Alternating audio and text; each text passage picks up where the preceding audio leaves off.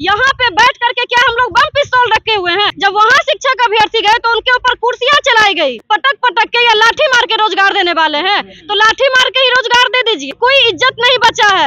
अगर हम लोगों का इज्जत होता, आज बहुत सारे लोग हम पे क्वेश्चन मार्क करते हैं। मेरे पिताजी का एक एक्सपेक्टेशन था कि अपने बेटी को अपने आंखों के सामने सेटल होते हुए देखते, लेकिन वो इंतजार करते करते वो इस दुनिया से चले गए।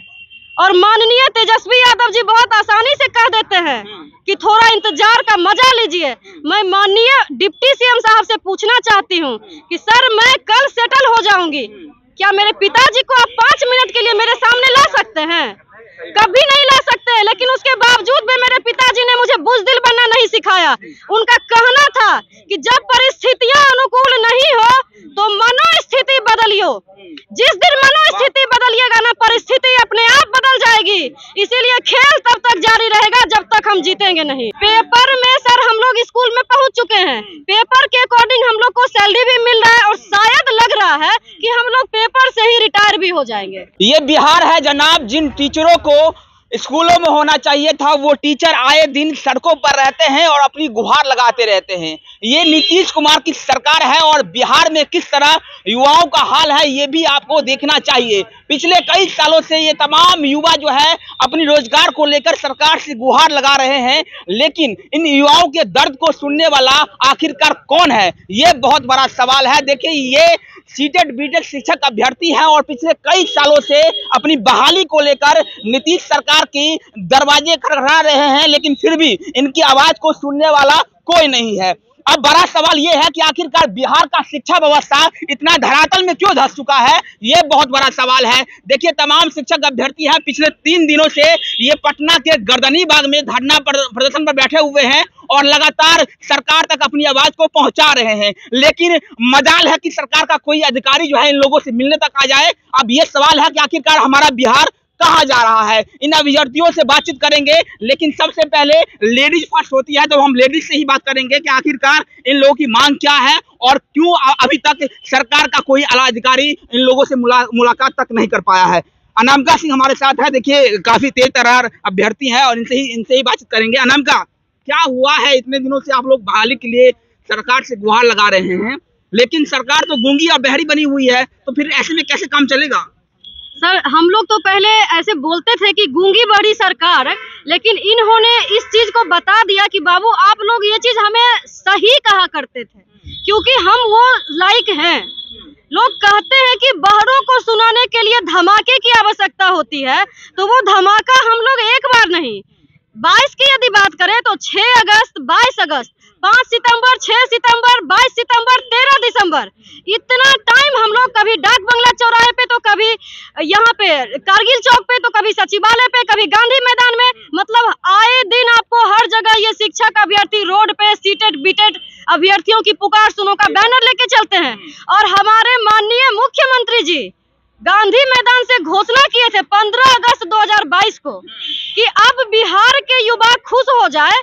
बिहार में 10 लाख नहीं 20 लाख युवाओं को नौकरी मिलने वाला है। तो नीतीश कुमार जी, हम आपसे पूछना चाहते हैं कि आप ये घोषणा जो किए थे, इसका कोई डेडलाइन था या नहीं था?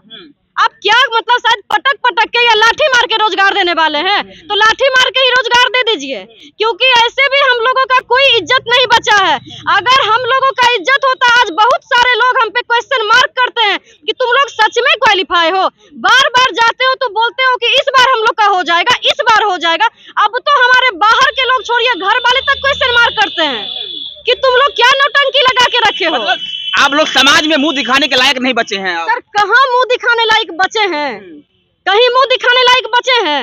और लेकिन इसमें हमारी क्या गलती है? हमें उसमें भी कभी शर्मिंदगी फील नहीं होती है, क्योंकि ये हमारे हक की लड़ाई है। शर्मिंदगी तो उन्हें फील होना चाहिए ना, जो ये वादा किए थे कि बिहार में बेरोजगार युवाओं को खुश होना चाहिए, और बेरोजगार युवाओं के लिए ही हम सरकार में आए हैं। शिक्षा, पढ़ाई, कराई, दवाई जो भी था इस टाइप का, अब पटल पे क्या किए हैं? अब घोषणा कर दिए, केवल घोषणा कर देने से पेट नहीं न भर जाएगा। क्या मांगे क्या है अनामिका आपकी? सर, हमारी मांगे है सरकार से कि 7वें चरण की शिक्षक बहाली, जो कि 3 साल से चाहे पक्ष में चाहे विपक्ष में जो भी सरकार रही है, उनका हमेशा स्टेटमेंट था कि हम लोग अभी करने वाले हैं, शीघ्र अति शीघ्र, बहुत जल्द। मतलब जनवरी से यदि आप देखिए तो गुड न्यूज है। होली स्कूल में मनाइएगा तो कभी कोई आके बोलेंगे कि 31 दिसंबर तक आप स्कूल में रहिएगा, झंडा फहराइएगा आप। पेपर में सर हम लोग स्कूल में पहुंच चुके हैं, पेपर के अकॉर्डिंग हम लोग को सैलरी भी मिल रहा है और शायद लग रहा है कि हम लोग पेपर से ही रिटायर भी हो जाएंगे। लालू के छोटे लाल तेजस्वी यादव आए थे, हमको याद है कि इसी गर्दनी बाग में आए थे लालू के छोटे लाल तेजस्वी यादव और बहुत बड़े बड़े वादे करके गए थे। अब तो वो सरकार में भी आ गए हैं। छोटे लाल जो हैं लालू यादव के, वो आजकल कहाँ दिखाई दे रहे हैं? गुम हो गए हैं क्या? उनका था पता नहीं दिखाई दे रहा आजकल। सर वो एक जगह दिखाई दिए थे और शिक्षक अभ्यर्थी जब उनके सामने बैनर उठाए ना तो बहुत मुस्कुरा के बोले थे कि थोड़ा इंतजार का मजा लीजिए। हमें नहीं पता था कि उनका थोड़ा का मतलब साल महीने दिन सब बीत जाएगा और मजा तो उनको भी दिख गया होगा। कुढ़नी और गोपालगंज में जब वहां शिक्षक अभ्यर्थी गए तो उनके ऊपर कुर्सियां चलाई गई। आखिर ये बताइए क्या हम आतंकवादी माओवादी हैं? यहाँ पे बैठ करके क्या हम लोग बम पिस्तौल रखे हुए हैं? अगर हम अपने हक की लड़ाई के लिए रोड पे आए हैं, जो कि भारत का संविधान 19A हमें पीसफुल प्रोटेस्ट की इजाजत देता है, आप कैसे ये कह सकते हैं कि इनकी मांग गलत है? और खास करके आरजेडी के प्रवक्ता शक्ति सिंह यादव जी, वो हमेशा कहते हैं कि ये शिक्षक अभ्यर्थी नहीं है, शिक्षक अभ्यर्थी है ही नहीं, ये कोई पार्टी विशेष के एजेंट हैं। मैं माननीय शक्ति सिंह यादव जी से पूछना चाहती हूँ कि सर जब मई में हम लोग आंदोलन किए थे, 6 अगस्त तक आंदोलन किए थे, उस समय आरजेडी के 8-8 MLA एक दिन इस पंडाल में आते थे, उस समय हम लोग महोदय किस पार्टी के एजेंट थे? सही बात है। कहाँ के रहने वाले हैं का आप बिहार में? सर बेगूसराय। बेगूसराय से इतना किलोमीटर दूर आप पटना में आई हुई है, घर बार छोड़कर, मम्मी पापा को छोड़कर। मम्मी पापा क्या बोलते हैं कि बेटी क्या मतलब क्या कर रही हो तुम, इतना दूर जा रही हो घर से, धरना प्रदर्शन कर रही हो, क्या मम्मी पापा क्या बोलते हैं? सर बहुत अफसोस के साथ ये कहना पड़ रहा है कि मेरे पिताजी बहुत इंतजार कर रहे थे, मेरे पिताजी इस दुनिया में नहीं रहे। मेरे पिताजी का एक एक्सपेक्टेशन था कि अपने बेटी को अपने आंखों के सामने सेटल होते हुए देखते, लेकिन वो इंतजार करते करते वो इस दुनिया से चले गए। और माननीय तेजस्वी यादव जी बहुत आसानी से कह देते हैं कि थोड़ा इंतजार का मजा लीजिए। मैं माननीय डिप्टी सीएम साहब से पूछना चाहती हूँ कि सर मैं कल सेटल हो जाऊंगी, क्या मेरे पिताजी को आप 5 मिनट के लिए मेरे सामने ला सकते हैं? कभी नहीं ला सकते, लेकिन उसके बावजूद भी मेरे पिताजी ने मुझे बुज़दिल बनना नहीं सिखाया। उनका कहना था कि जब परिस्थितियां अनुकूल नहीं हो तो मनोस्थिति बदलियो।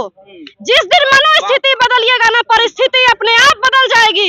इसीलिए खेल तब तक जारी रहेगा जब तक हम जीतेंगे नहीं। चलिए देखिए, इन बेटियों का दर्द सुनने वाला आखिरकार कौन है ये मुझे पता नहीं, लेकिन बिहार में तमाम वो युवा नेता हैं जो आए दिन बड़े बड़े वादे करते हैं, लेकिन आखिरकार बड़ा सवाल ये है कि इन बेटियों का दर्द आखिरकार सुनेगा कौन? कौन ऐसा बिहार में नेता हुआ है जो इन लोगों को न्याय दे पाएगा? ये बहुत बड़ा सवाल है। ये तमाम बिहार के वो भविष्य है जो बिहार के अलग अलग कोनों से आए हुए हैं। कोई अपने घर बार को छोड़कर आया हुआ है तो कोई अपने माता पिता को छोड़कर आया हुआ है, लेकिन सवाल यही है कि आखिरकार इन अभ्यर्थियों को न्याय कब मिलेगा? आखिरकार ये अभ्यर्थी कब तक सड़कों पर यूं ही डटे रहेंगे? ये बहुत बड़ा सवाल है। और देखिए, शिक्षक अभ्यर्थी को लेकर आए दिन पटना की सड़कों पर बवाल होता रहता है, लेकिन सवाल तो अब बहुत बड़ा बन गया है कि आखिरकार इनकी नौकरी कब मिलेगी।